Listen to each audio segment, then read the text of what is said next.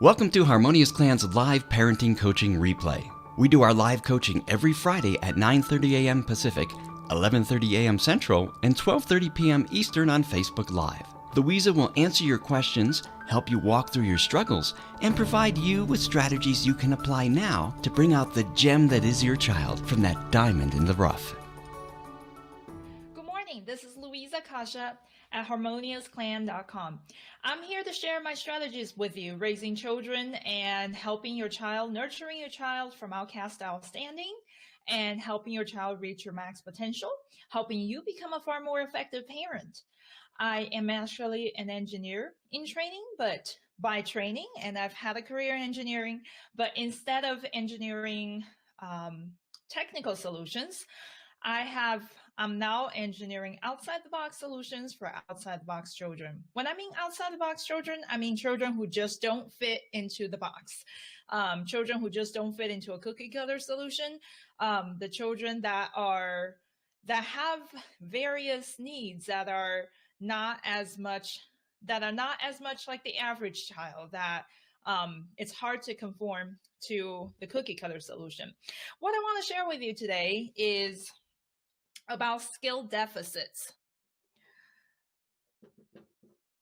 Skill deficits.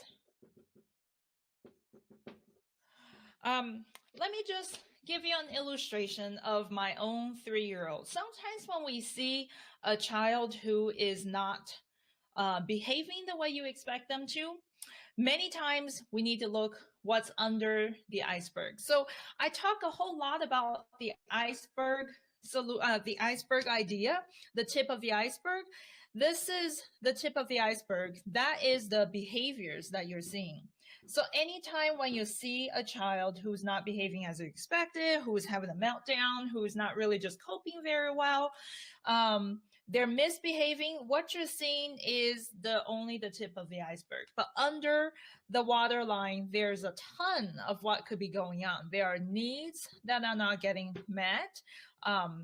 There's success paradigm that they're really missing. There's a ton of things that's going on under the waterline that sometimes is very hard to see. And unless we address what's underneath the waterline, it becomes very difficult to hit that behavior. And a lot of times we try different kinds of discipline techniques or different kind of discipline philosophy, and none of that is really going to be highly effective until you get what's under the waterline addressed. And me as an engineer, I always look at problems and I always look for the root cause. That was my job, right? Look at problems, look at the root cause, look at what's causing it, and trying to fix it so that, on top of it, it's gonna work. And so when I look at these issues, when I look at children with behavior issues, I really dig deep into what's under the waterline. What's the root cause? And there are many, many of the root causes that I share with you in my book, Outcast Outstanding, that you can get from Amazon. But today I really specifically want to talk about the skill deficits that is part of what could be missing, what could be causing this behavior. To give you an example, my 3-year-old, so I have 6 children ranging from 4 weeks to 8. Yes, I think that's right. Anyways, my 3-year-old lately started doing a lot of whining, and he started having a lot of behaviors that we haven't seen before, such as maybe bothering the siblings, kicking a little bit, just kind of pushing the siblings a little bit with his hands or feet. And that hasn't happened before. So I think typically you will look at the behavior and say, okay, don't push your sibling, don't bother your sibling, get your hands to yourself, leave him alone. And those kinds of things, they're okay to do, but they're never really effective. Who has had success telling your 3-year-old not to touch your sibling, right? But what I'm looking at is what is under the waterline. So the situation is that he is wanting to join. So him being the 5th one in the family. So he's he's been the baby so far until the newest baby came. So he was used to being the toddler. He's used to being that baby that just kind of goes around behind everybody, and everybody's doing their things. They're building their Legos. They're doing whatever it is that they're doing. They're reading. They're doing an activity together. They're drawing. But him being only two or only one, he kind of follows them and he just watches. He's great. He just watches. He quietly watches because he was in the stage of trying to learn what everybody's doing, right? Trying to absorb. I mean, he's such a sponge, trying to absorb what's going on. Well, now he recently just turned 3, and when he just hit that 3-year-old mark, he started to be more and more wanting to participate, which is developmentally appropriate, that children at that point will want to engage, want to participate a lot more rather than just watch, rather than just a parallel play. He really wants to engage. He really wants to interact. So what's going on here is that when he gets to his siblings, when he sees whatever his siblings are doing, he wants to go do, but they are all used to him being the baby who's just following and watching. He's not part of it, but he feels like, well, I want to be a part of it. Now, given that circumstance where he wants to be a part of it, he's not happy and content anymore being somebody who's just following along and watching. He wants to actually participate, engage, and join and do what they're doing. However, he's missing the skill of inviting himself. He's missing the skill of socially appropriately engaging himself. Well, guess what's going on the other side? All the older siblings are kind of missing that part of inviting him in. I mean, not all of them, but sometimes the older siblings get into they're used to him being the baby and following and watching. So some of them also at the moment are also missing the skill of inviting him. Would you like to participate? Would you like to build this? And then how do you engage a 3-year-old into what you're doing when you're a lot older? Well, he just turned 3. So a young 3, there's not a whole lot that he can do when they're building a very complicated puzzle or something, but it takes skills to invite him. And as a skillful adult, you may say, hey, would you like to come with me? Would you like to join me? Oh, here, how about you put this piece on for me? I mean, we know how to engage the younger children, and that's the skill we have, right? So the older siblings in that case would need that skill to invite him also. And as the youngest one, he is also missing the skill of saying, I really would like to do what you're doing. Can I have a piece? Can I do it with you? Can I join you? So that's what's missing. Now, I want to run through 2 different kinds of scenarios. Okay, so the harmonious solution would be if you're there and you can coach your younger one to say, okay, so would you like to join them? Okay, well, you tell them, say, may I join you? May I do it with you? May I please have a piece? Can I sit with you? Can I play with you? I mean, those are all skills that every child needs. So in this case, he's rather young. He's just starting to learn that. Now, if you did not address the skills, which I have seen when I'm in a different part of the house and I can't address the skills, I have seen this play out where he starts to watch and he'll watch for 10 minutes, 5 minutes, and then he starts getting anxious or antsy that he's not being able to participate. And so he starts pushing them, he starts touching them, and it escalates. And then eventually they're complaining about him and he's crying because, he's not being accepted, and it gets into a pretty messy situation. Now, think of the child himself. He's not feeling really successful, is he? How is the little one feeling? He's probably feeling, okay, so I want to do it too. I'm equally a part of it as all of you. I want to do it too. Why couldn't I do it? And why are you trying to push me out, right? And he's not realizing, well, you're not asking how to participate properly. You're kind of pushing them. That's why they're pushing you out. But to him, he's not seeing that. He's missing the skill. I want to use that illustration to point out the importance to you about addressing skill deficits. for a child. Many times when you see somebody a child who's not behaving as expectedly, dig deeper to look at what could be missing. What in this element, what components here is the child missing that cause him to be behaving this way? To give you another example, I used to work with a lot of children, teaching math, tutoring math, because I was very strong with my science and math subjects from going to school and all of my training.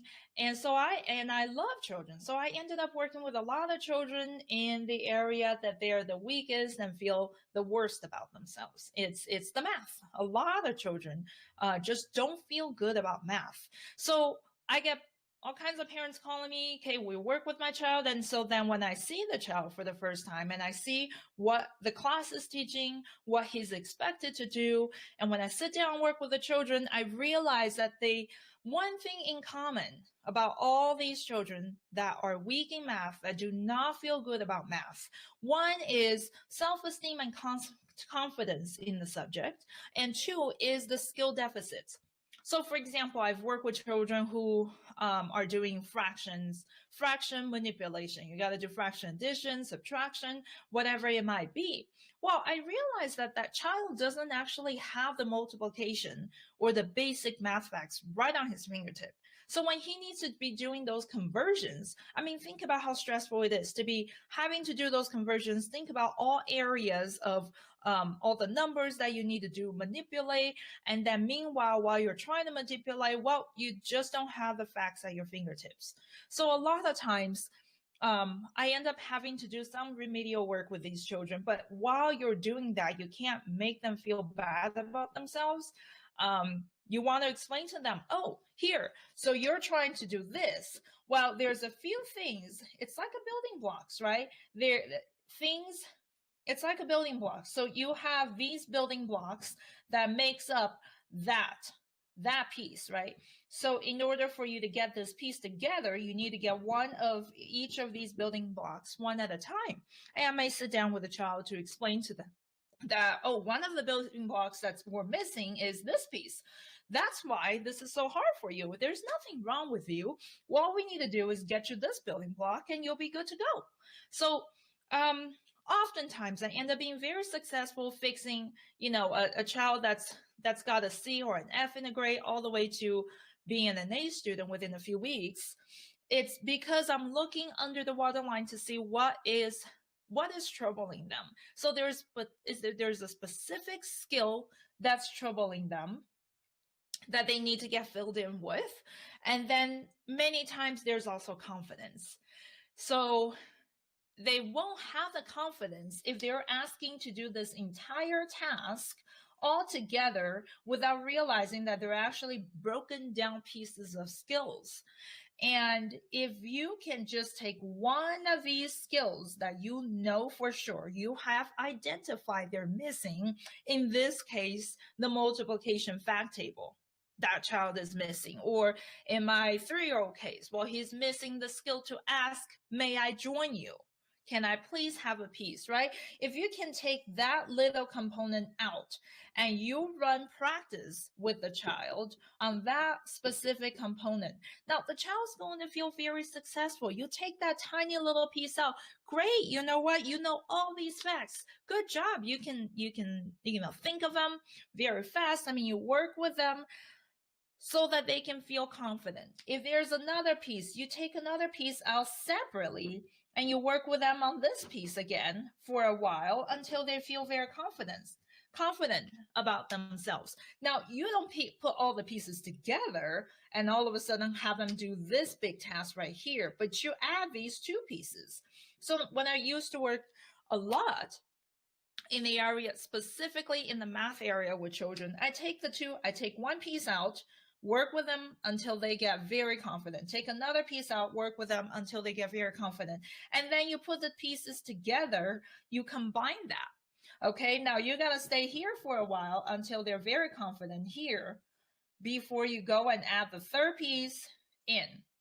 right? So you slowly build up and you slowly remove your support a little by little. In the case of my 3-year-old, you will have to be there every single time. You have to teach him separately, even before the situation comes up. Oh, yeah, everybody's playing I don't know, everybody's playing this. Would you like to join them? Well, if so, you go ask them, say, can I join you? May I join you? And then I may separately have to pull out one or a couple of the older siblings to say, hey, he would really like to join.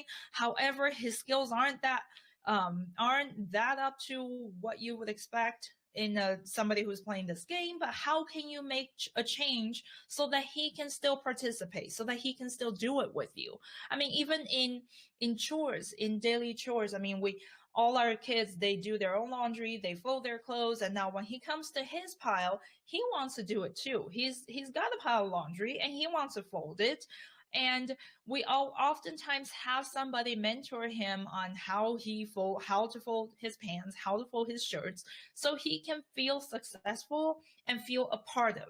So that's not just with my youngest son, but that's with every child. They want to feel successful. They want to feel a part of it. They don't realize that they're missing a skill, but when they cannot be successful, they beat themselves up, and it just doesn't feel good to them that how come everybody else can do it, but I can't, right? I want to take the opportunity to address one of the questions that I got this week. By the way, if you have any questions during the live or throughout the week, just feel free to send me an email or go to our website and just log in your question, and I will be able to give you a personal response, and I would also address it either way, or I would address it during our live sessions. But a question I got this week is about a 9-year-old who can't seem to follow instructions. So the problem is that this mother is having to repeatedly give a 9-year-old instructions, and then she won't really follow the instructions. He kind of goes around and kind of scatterbrained, and if you tell her to go put your dishes away, get this done, get that done, you come back and she doesn't have anything done. Sounds to me like a pretty common problem. That's not the first time I've heard that question, but I want to address it in today's theme of skill deficit. When you ask your child to do something and they come back and it's not done, well, let's dig deep into what could be happening, what's under the waterline, what kinds of skills are missing, how can I support him or her better in this situation. So in the situation of giving instruction, if a child can't exactly follow instruction, I want to break it down with you. Many children have auditory processing difficulties, meaning when we're talking, for example, if we're talking in the coffee shop, if you're now listening to me on the coffee shop, you got your earphone on, and then they're grinding coffee in the background, there's customers talking, there are people chatting on the other table, you would be able to still hear me. You will still be able to engage in a conversation with a friend. And that the reason is because you're able to filter out the background noises and you're able to decipher what is important. What is the important information? Oh, that's what my friend is saying. It's not what the other people at the other table is saying. It's not the coffee grinding sound. It's not the blender machine sound. None of that is important. So we have the ability to filter that out. A lot of children with attention issues do not have the ability to filter that out. Their auditory processing system isn't mature enough or developed enough to be able to filter important information from unimportant information. So while you're asking him, hey, would you go put your blue sweater on? He or she may be hearing other things in the background, right? So if you tell him, go brush your teeth, pack your backpack, and come see me, what they may not be getting all these three things. They may be missing bits and pieces of it. And another problem is even if they did get it, even if they did register, can they remember all these three things? Because if they have attention issues after they've gotten the first one done, would they wandered off somewhere else, got distracted with something else, and forgot that, oh, I was supposed to brush my teeth and then put my jammies on, right? They might have forgotten about that if they have attention issues. So the way you want to approach this is first, you want a confirmation that they did receive the message. Just because you said it to them doesn't mean at all that they have received it. Sometimes people call it selective hearing. They say, oh, my child has selective hearing. You know, he doesn't want to hear this part of it, but then he will hear that if you yell, hey, just who wants ice cream? But sometimes the selective hearing really isn't so selective. It just has to do with how much that they hear actually registers into their brain. So that's the part that's missing for somebody that has auditory processing difficulties. What you do is, if you're going to give 2 or 3 instructions, the more multisensory you can make it, the better. And you're going to want a confirmation back that they did receive the message. So number 1, you say, I want you to brush your teeth. So count with me, because you're making it multisensory. You're making another input for them by pointing their fingers out to count together. So go brush your teeth, get your jammies on.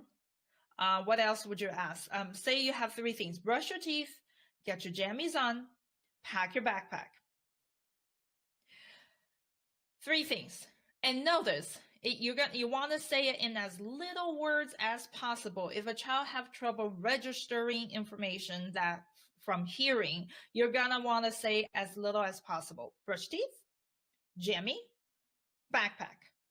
And you want them to repeat it back to you, counting. Brush teeth, jammies, backpack.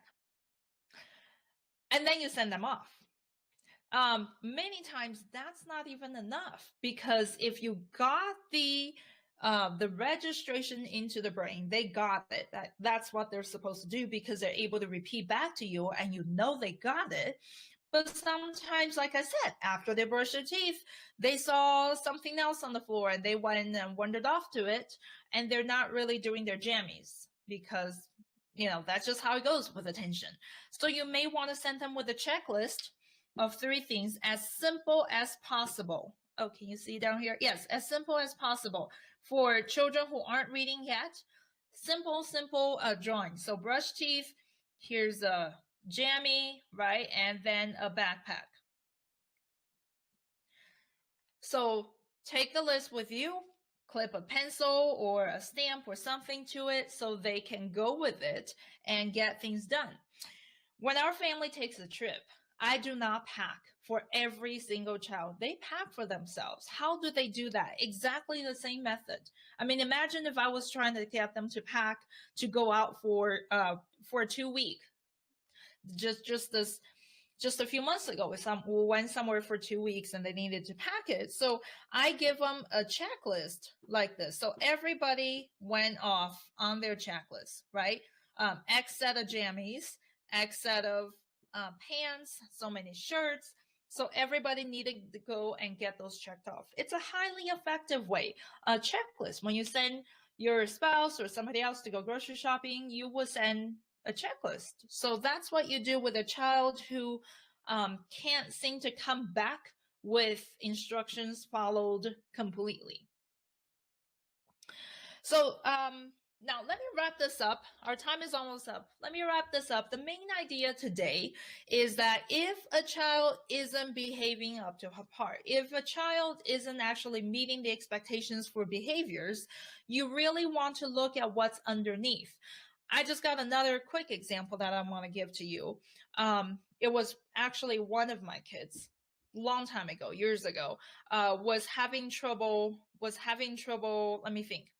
So the teacher would tell me that, or was at church, somebody would tell me that he would all of a sudden crumbled up everybody's papers. And it was like, well, he has behavior issues. He's crumbling up everybody's papers. And when I look into the situation much further, I realize, so when the teacher says, okay, everybody now color on this paper, everybody has a set of markers except for my son. He, for some reason, missed it or didn't get a set of markers, on his seat didn't have any. Well, what is the skill deficits there? It's a self-advocacy skill to get up out of your chair, out of your table, walk up to the teacher and say, I didn't get any markers. Can I please have some? So he didn't have that skill. Now, that skill, a lot of children don't have. Self-advocacy is very, very difficult. I'll do a separate session on teaching self-advocacy skills. But that is what was missing. So instead of getting up and just get a marker, which sounds simple to us, but no, for a child who's missing that skill, it's really difficult. So he sat there, and it was continuing to, his frustration was working up and working up and working up, and he didn't know what to do. He wanted to comply. He wanted to color. He was supposed to color. He wanted to follow what the teacher's saying, but he couldn't. And next thing you know, he started crumbling the papers of the children next to him. So, a lot of times when we see those behaviors, it comes from something else. It has nothing to do with crumbling the papers. There's always something else underneath that we need to look into. The message I want to give to you today is to start training yourself to have the keen eyes to look under the waterline to see what could be causing that behavior. What is your child missing? And what can you do to support that better? Many times certain skills are missing, or many times many skills are missing. In the case that I just gave you about missing the marker and therefore crumbling everybody else's paper, in addition to self-advocacy skills, also problem-solving skill is missing. You know, for a young child, they may know what to do if everybody else have markers, and you may sit there. I mean, a lot of problem solving needs to happen also. That's a separate skill that we really need to be training. So our children can feel successful. Again, my name is Louisa Kasha at harmoniousclan.com, and I'm here every single Friday at 10:30 Mountain Time to answer questions, share my strategies. Please send me an email or go to our website. There will be a replay of this in case you miss it. Any questions you have, any concerns you have, go ahead and send us an email. That's what we're here for. Thank you. Hope to see you next week again.